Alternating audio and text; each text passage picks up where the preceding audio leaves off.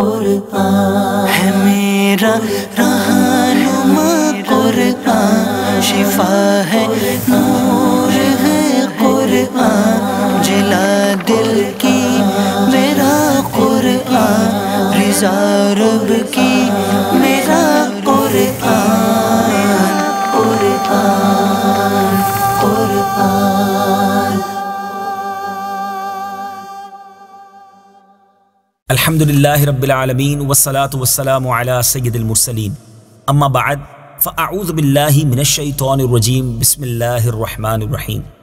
الصلاة والسلام علیکہ یا رسول اللہ وعلی آلکہ واصحابکہ یا حبیب اللہ، الصلاة والسلام علیکہ یا نبی اللہ وعلی آلکہ واصحابکہ یا نور اللہ۔ میٹھے میٹھے اسلامی بھائیوں اور مدنی چینل کے ناظرین، وقت ہوا ہے قرآن کے ایک خوبصورت واقعے کے سننے کا۔ جی ہاں، سلسلے کا نام ہے ایک قصہ ہے قرآن سے۔ قرآن ہے میرا رہنما قرآن، شفا ہے نور ہے قرآن، جلا دل کی میرا قرآن، رضا رب کی میرا قرآن، قرآن قرآن۔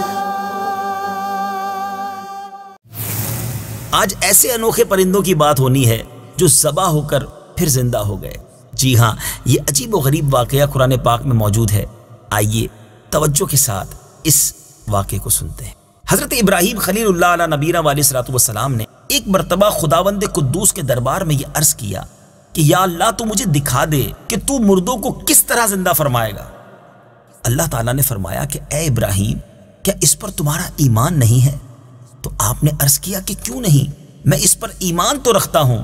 لیکن میری تمنا یہ ہے کہ اس منظر کو اپنی آنکھوں سے دیکھ لوں تاکہ میرے دل کو قرار آ جائے۔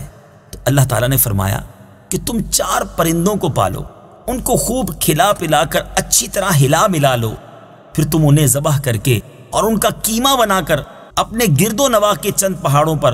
تھوڑا تھوڑا گوشت رکھ دو، پھر ان پرندوں کو پکارو تو وہ پرندے زندہ ہو کر دوڑتے ہوئے تمہارے پاس آ جائیں گے اور تم مردوں کے زندہ ہونے کا منظر اپنی آنکھوں سے دیکھ لو گے۔ چنانچہ حضرت ابراہیم علیہ الصلوۃ والسلام نے ایک مرغ، ایک کبوتر، ایک گدھ اور ایک مور، ان 4 پرندوں کو پالا اور ایک مدت تک ان 4 پرندوں کو کھلا پلا کر خوب ہلا ملا لیا، پھر ان 4 پرندوں کو ذبح کر کے ان کے سروں کو اپنے پاس رکھ لیا اور ان 4 کا قیمہ بنا کر تھوڑا تھوڑا گوشت اطراف و جوانب کے پہاڑوں پر رکھ دیا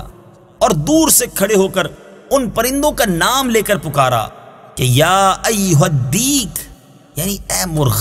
یا ایتھا الحمامہ یعنی اے کبوتر، یا ایھا النسر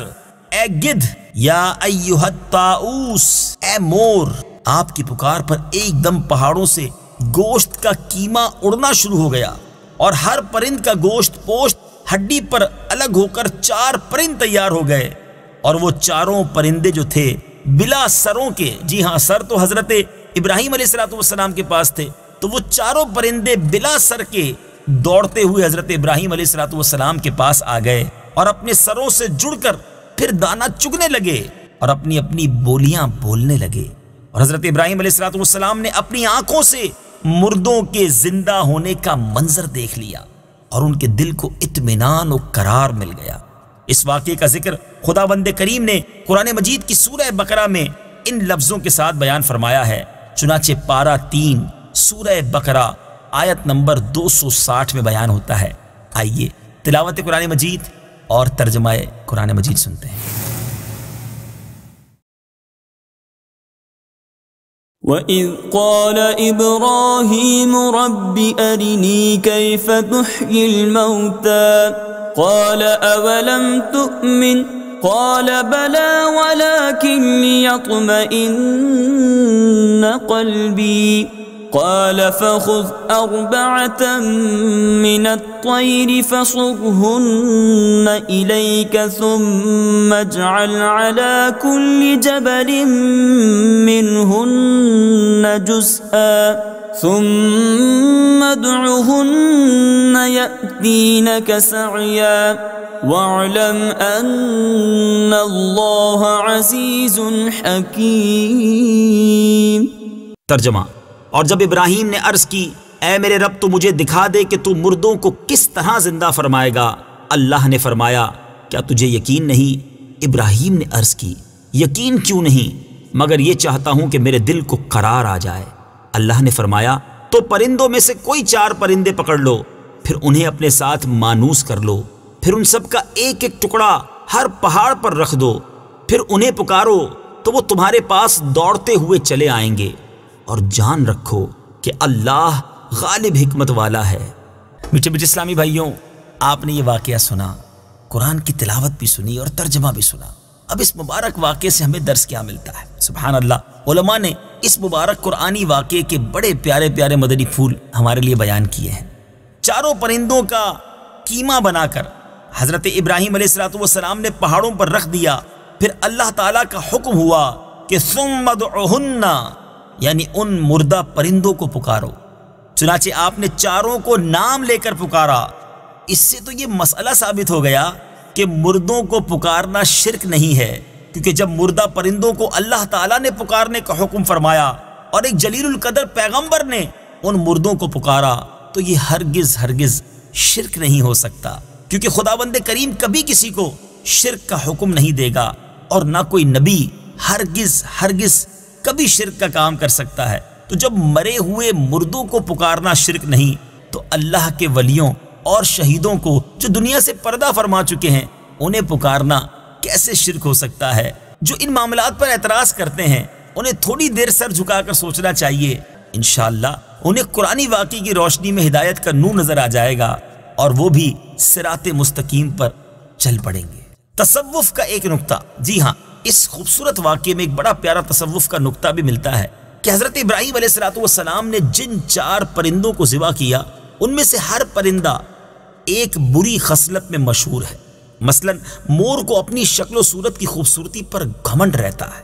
اور مرغ میں کثرت شہوت کی بری خصلت ہے،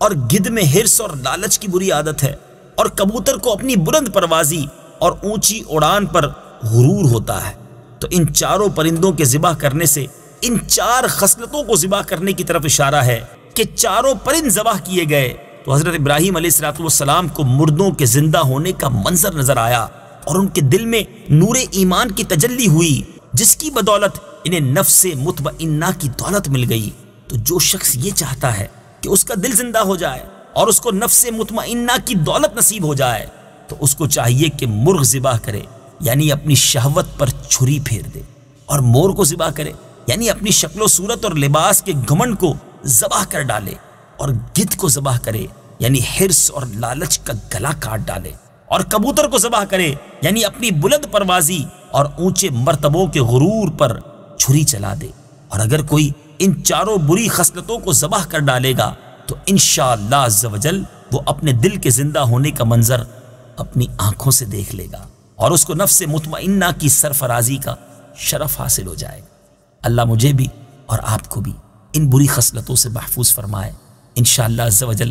اگلے ویڈیو کلپ میں آپ ایک اور قرآنی واقعہ سنیں گے، اور انشاءاللہ اس کے تحت بھی کچھ مدنی پھول ہم سب مل کر حاصل کریں گے۔ صلو علی الحبیب صلی اللہ تعالی علی محمد صلی اللہ علیہ وسلم۔ قرآن ہے میرا رہنما، قرآن شفا ہے، نور ہے قرآن، جلا دل کی میرا قرآن، رضا رب کی